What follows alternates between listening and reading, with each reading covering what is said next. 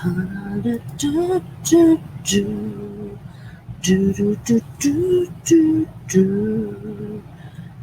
we got some rain coming in, Zeffy girl.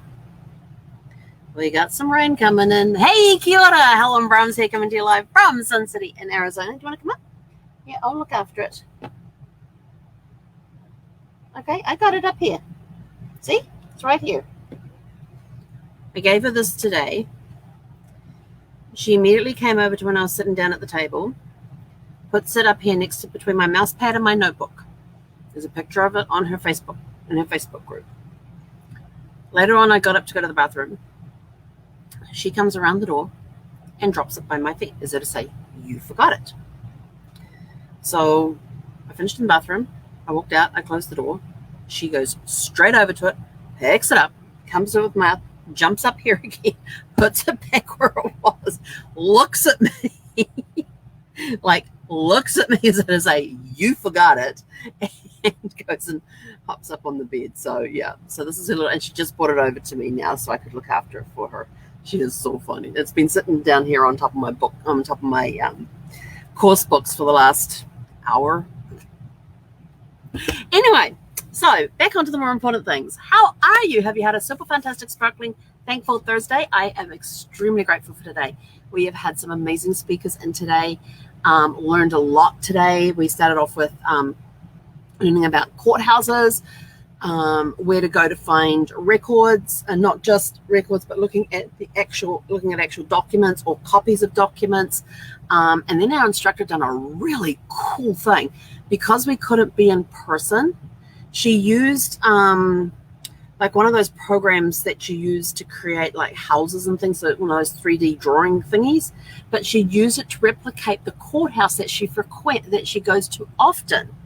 And she took us on this walking tour through this this virtual courthouse, which was really cool. She says, now you come in here, this is the person that's in this office, and these are the sort of records they have, and you come over here and you look up the indexes here, and she says, and then see all these books up here on the shelves and everything. She says, they are copies of all the documents. The original documents are not kept at the courthouse. These are all photocopies. So they don't mind if you just walk in there and you take the things down and you start looking through them and that sort of stuff. They'll help you get copies of them and that sort of thing. And it was really funny because she says, now we're going to go through security here now. She said, I used a model home program and it didn't have a security thing, so I kind of had to make it up out of these things. And she said, you got to get past the twins, and the twins were the security guards by her little scanner thing. Then I looked at the security guards and I thought, I look like Frank. So Frank, if you're watching this, you and a twin brother are the security guards in my instructor's virtual courthouse. But she told us what we could take in there, what we couldn't take in there, walked us all around. We banged into the wall a couple of times, but that's okay. I'm just sort of like, I was amazed that she could navigate through that. Me and video games, yeah, we don't go together very well. There's a reason I don't play video games, because I can't get the hand. I'm very good with hand-eye coordination, except when it comes to video games. My hand-eye coordination goes out the window. Like, I'm sort of like, okay, well, I want to go over there. So, and then I'm like, I've got all these buttons and these knobs and these dials and these levers, and I'm like, so she did very well to navigate us around the thing. And we're going down a hallway to this one office, and she goes, ladies, the restroom is on the left as we go past this door. Oh my gosh, that is so cute. She remembered like they're putting the restroom in to tell us. And we go into this room and she goes, oh, there's a line here. Oh, well, this is what we're going to do. She was absolutely priceless on on how she took us on this tour through this virtual courthouse. It was amazing. It was actually really cool to be able to going, oh, so that's where these records are kept. Oh, that's where we keep these ones. And then it depends on what state you're in as to where the records are kept. Are they kept at county level? Are they kept at state level? Are they kept at town and city level? City level or what's the other one? Town and village. So depending what state you're in as to where the records are kept. And she told us how we can go find that information out before we go there, how to call them up ahead of time to see if they have those particular records that you're after there. So we found out a whole bunch of useful information today, and I've got like pages of notes. And then she told us about this really cool little index thingy book thing that you take with you to any courthouse that you go. It will help you navigate all of the all the manuals and everything, all the registers and all of that, and the indexes and everything else. So put that on order today. So that'll probably arrive in my box tomorrow.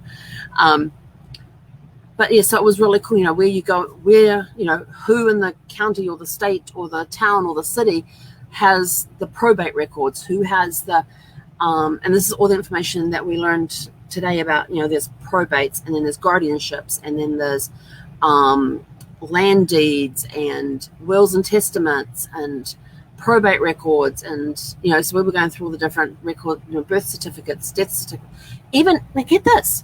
So I learned something new today, which I did not know. Did you know that in the, what year was it up to? Until you turn the age of 21, and I can't remember the year they stopped doing this, but until you turn the age of 21, you were considered an infant on the wills and on the wills, and you were listed there with infant next to your name. It meant that you were under the age of 21. But here's the other thing. If you were a natural-born woman, born here in the US during this time, I really wish I could remember the years. It's in my notes. If you were born in this before a certain year, and it was like early 1900s, I think it was. If you were born here in the States and you married somebody who was not born in the States, you lost your US citizenship. You were no longer a naturalized American. You had to go and apply to become naturalized again. I thought, well, that's interesting. Now, if you were a child under the age of 21, you were considered naturalized until the age of 21. Then at the age of 21, you then had to go to your local courthouse to become naturalized, because now you were an adult and you were out from underneath your father's care. So now you are not a naturalized citizen. You now have to go get naturalized. I'm like, what? So it was very, even if you were born here in the States, your father was born in the States, it didn't matter. I'm like, what? So it was interesting, and I can't remember if it was state specific or countrywide specific, but it was just so like, what? So if a woman got married to a foreigner, she lost her citizenship and had to go and apply for it again. I'm like, that's crazy. And an infant was anybody under the age of 21. So like, yeah, I'm sure there's some 16 or 17-year-olds that might protest that one. But it was just really interesting to see, what times were they in. And that's one of the things before you even go to the courthouse is when you're researching things is learn the history about the area first, because that will give you big clues as to where the records would be as well. And then, what were the times like during them? Where were the records likely to be kept? So getting that background information helps you with the history of the thing. So it was really, really cool. So we did that. Then we had a break, came back from that, and we had Introduction to Law, which was really cool as well.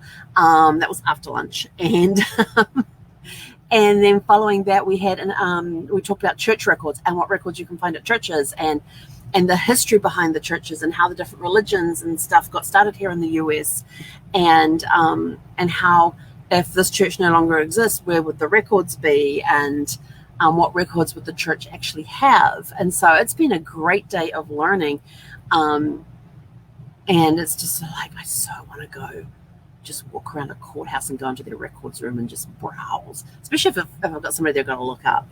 But what was interesting is that yesterday, actually, I know I told you that story yesterday, so we're not going to worry about that one again today. But, knowing where to go to get the records is the biggest part, but knowing what the history was that was going on in the area at the time actually helps you to figure out where you need to go to get your records. So I was really grateful. I mean, I've been so grateful to have the opportunity this week to attend these classes. It has been absolutely phenomenal. We've got half a day tomorrow. We finish at like 11:30 in the morning Pacific time.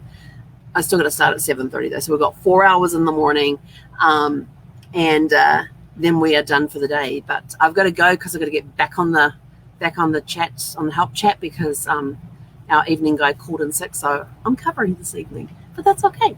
I'm grateful for the time I get. So I'm out of here, and yeah, we get to go walk Zephy in like 3 quarters. Although the weather said it's 103, and there may be rain forming in the next 30 minutes.